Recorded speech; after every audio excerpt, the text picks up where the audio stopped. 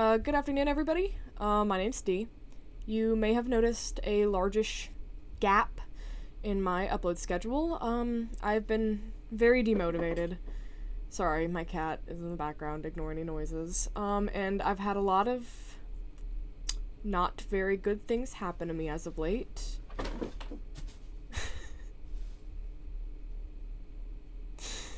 You didn't see it, but my cat just knocked something over and it fell straight on her head. No, she's fine. It was very lightweight. Just know that. But she got upset and now she's leaving. Oh, baby, come back. No. Anyway, a lot of things have been happening in my life, and I can't exactly go into it right now, as it's still a fresh wound, I guess you could say, at least emotionally. But I decided I'm gonna keep doing these because honestly, they do help. They help distract me from what else is going on, and honestly, they're fun to make. I really like doing these readings. Even if these have been done a million times over, I might as well throw my hat in the ring, and even if I don't get that many people watching my videos, it's still fun, you know? It's fun to do. I like making these. Anyway, rambling aside, let's go ahead and start the video. I've been posting bits and pieces of my life here, but I find them a little boring and self-serving. The last one about the juvie incidents was already like 70% made up, to my shame. So today, I'll post a recipe instead. This is not a creepypasta, at least not yet, and I'm writing this on a train in the NYC area. What I'm about to share with you today is one of the many relatively safe ways that you can access, not quite enter, a place called the Shadow Side, and its effectiveness depends on how seriously you take me. Your mileage may vary. Refer to title. I won't tell you that you shouldn't be afraid of the Shadow Side. Chances are you've already seen it after all, and merely think that it was just a reoccurring dream. I will tell you that there is no need to be ignorantly afraid of it, though. There is a difference. Ignorance fuels fear, and fear can give that place a lot of juice to run on. You have to be big on preparation if you want to try this. It's like skydiving. If getting it right on your first try is not something you're good at, then this is not for you. If you do drugs or alcohol the night of the event, you're going to have a bad time. If you're going through some serious issues in your life and are not feeling mentally or spiritually stable, or if you're doing this just to escape, you're going to have a bad time. And if you don't follow my instructions, particularly the multiple backups I'll give you, which, trust me, are there for a reason, you're going to really, really have a bad time. The name of this game is The Three Kings, by the way. The ingredients are as follows. A very large, empty and quiet room, preferably without windows. If windows exist, you need to be able to cover them and ensure total darkness. Basements usually work well if they're roomy enough. A pack of candles, you'll only use one if all goes well, and a lighter. A bucket of water and a mug. A fan. 2 large mirrors like the ones on your dresser. Don't worry, they won't be harmed, or if they are, it'll be the least of your concerns. 3 chairs, an alarm clock, an active cell phone. Don't forget to charge the goddamn battery. A loved one, willing to follow rules and go along with all this madness. And a small toy or dear object from your childhood. The setup. Start setup around 11 p.m. Place 1 chair in the center of the room facing north. This is important. Place the other 2 chairs exactly to the left and right, facing your throne. The distance between your throne and that of your queen and fool should be about the length of your arm to each side, more or less. Place the 2 large mirrors on the queen and fool chairs left and right of you, facing you and each other. Try your best to have them stand at a 90-degree angle, or else you may get more or less than 3 kings.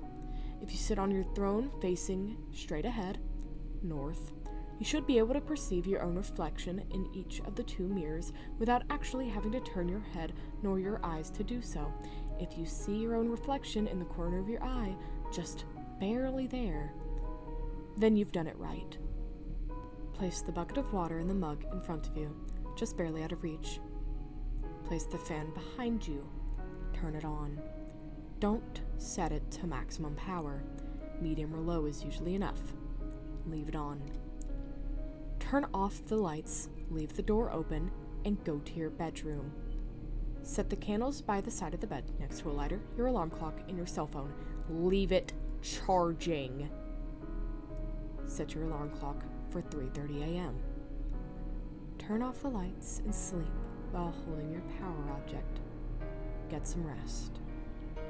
Finally, it's showtime. Wake up at 3:30 a.m. with your alarm clock. Turn it off, but don't turn on the light. You have exactly 3 minutes to light your candle, grab your cell phone, and make your way to the dark room to sit on your throne. You should be seated by 3:33 a.m. Don't forget your power object. Check for potential red flags. If your cell phone didn't charge for whatever reason, abort the mission. If the alarm didn't go off at exactly 3:30 a.m., abort the mission. If you find the dark room door closed, remember, you left it open. Abort the mission. If the fan is turned off, you left it on. Abort the mission. Side note, if you have to abort the mission due to any of the above, leave the house with your loved one. Go to a hotel or something. There's no need to run. You have time to grab a jacket and your keys and whatnot, but leave. After 6 a.m., the coast should be clear. If all is going as planned, you can proceed and take your throne. Do not look directly at either of the two mirrors beside you. Do not let the candle go out. The fan is behind you. You must protect the candle with your body, which is standing in between. There is a reason for this, as you will soon see. Look straight ahead at the darkness. Not at the candle, not at the mirrors, just straight ahead. Eagle-eyed readers surely noticed I didn't say during setup which chair was the queen and which chair was the fool. That's because it's your job to find out, and from their point of view, you were either their queen or their fool. Hence, 3 kings. I won't spoil what happens next. Suffice to say, you won't be alone, and if you have questions, you'll get answers. Sometimes in the form of new questions, but hey, that's the story of humanity. Just stay put and try not to move. Again, do not look directly at the mirrors, nor the candle. Just straight ahead, trust me. Don't chicken out either. You need to wait until 4:34. By 4:34, it's all over. It's okay to tremble a little bit.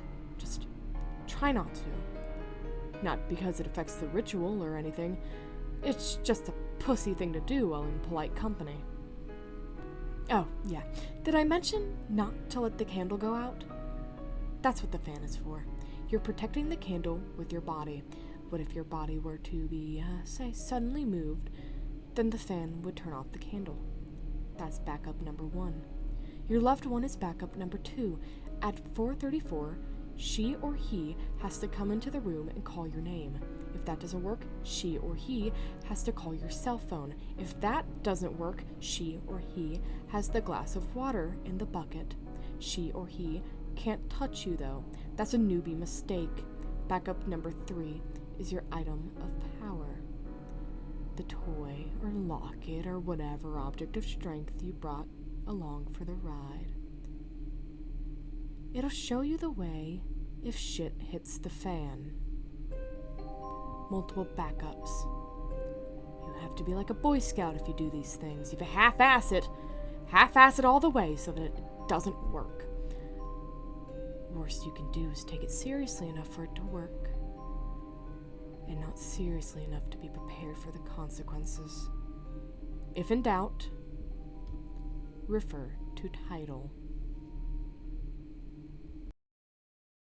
That was Please Don't Actually Try This, or better known as the 3 Kings Ritual. This was actually one of the main reasons I got into creepypasta, or at least ritual pastas in specifically. I'm actually quite fascinated with ritual pastas. I'm probably gonna post more readings of those than any other creepypasta archetypes, because I just adore ritual pastas. I don't know what it is about the genre, but I really do. I really adore this genre of creepypasta. And for whatever reason, I mean, I'm just fascinated, you know? Again, the Three Kings ritual is probably one of the most famous, so if I'm gonna make a series based on me reading these ritual pastas, I might as well start off with one of the best, one of the most famous, one of the most popular. I think that's pretty much all I have to say. Oh, no, I have one more thing to say.